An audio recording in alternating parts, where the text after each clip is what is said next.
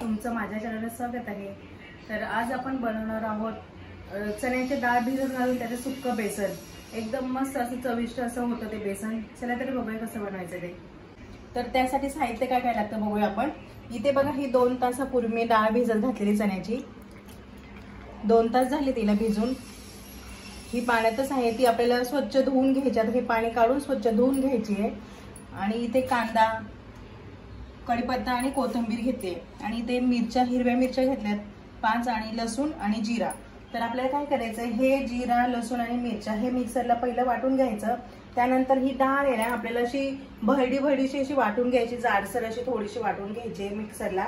पाणी न टाकता, पाणी नाही टाकायचं, असंच वाटून घ्यायची आपल्याला। तर मी आता काय करते, हे मिरच्या आणि लसूण ते वाटून घेते आणि ही डाळ सुद्धा वाटून घेते आणि नंतर तुम्हाला दाखवते।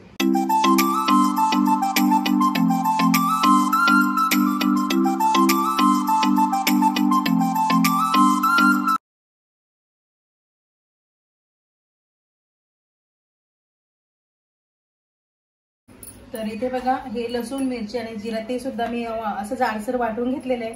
आणि ही डाळ सुद्धा अशी जाडसरच वाटून घेतली, कारण ती एकदम बारीक तर होत नाही आणि बारीक आपल्याला करायची सुद्धा नाही। थोडीशी जाडसर असेल ना तर बेसन असं मोकळं होईल आपलं।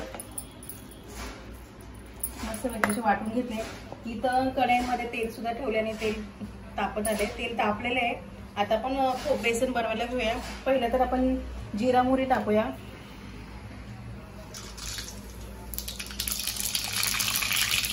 कढीपत्ता टाकूया आपण। आता कांदा टाकायचा आपल्याला। कांदा मस्त लालसर करून घेऊया। तर कांदा असा मस्तपैकी लालसर झालेला आपला। आता आपण जे मिरची, लसूण आहे ना क्रश केले ते टाकून घेऊया आणि ते सुद्धा मस्त असं फ्राय करून घ्यायचंय त्याला आपल्याला।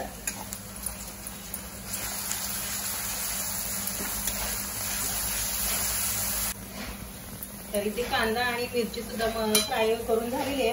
आता आपण थोडीशी हळद टाकूया। हे थोडीशी धना जिरा पावडर आहे ती टाकते मी थोडंसं। आणि कलर साठी फक्त काश्मीरी लाल आहे, हे बघा अर्धाच चमचा टाकते कलर साठी।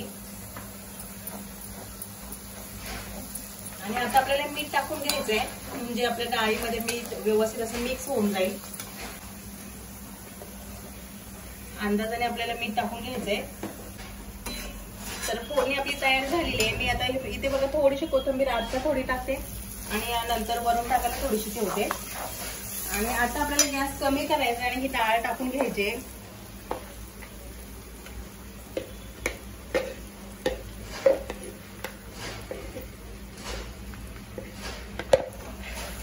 आणि ही डाळ आहे ना आपल्याला हलवत राहायचे, सारखं मोकळी करून घ्यायचे।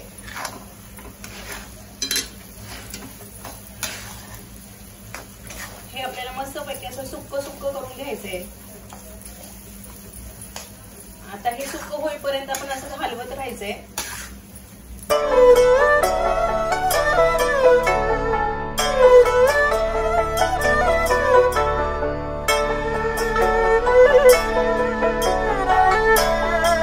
तर इथे बघू शकता मस्त पैकी आपलं बेसन तयार झालेलं आहे, मोकळं या पद्धतीचं करायचं आपल्याला बेसन। आता आपण उरलेली जी कोथिंबीर राहिली आहे ती टाकून घेऊया, मिक्स करून घेऊया।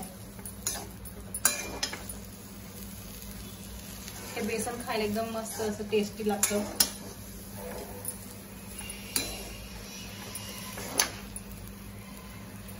बेसन झालेलं आहे, आता मी गॅस बंद करते। तर मस्तपैकी आपलं बेसन तयार झालेलं आहे।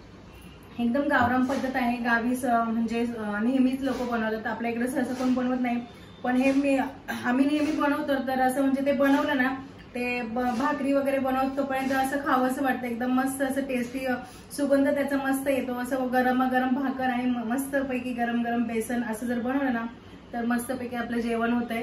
तर तुम्ही पण या पद्धतीचं बेसन नक्की बनवून बघा, एकदम छान होतंय। व्हिडिओ आवडला असेल तर लाईक करा, शेअर करा आणि सबस्क्राईब करायला विसरू नका. थँक्यू. बाय.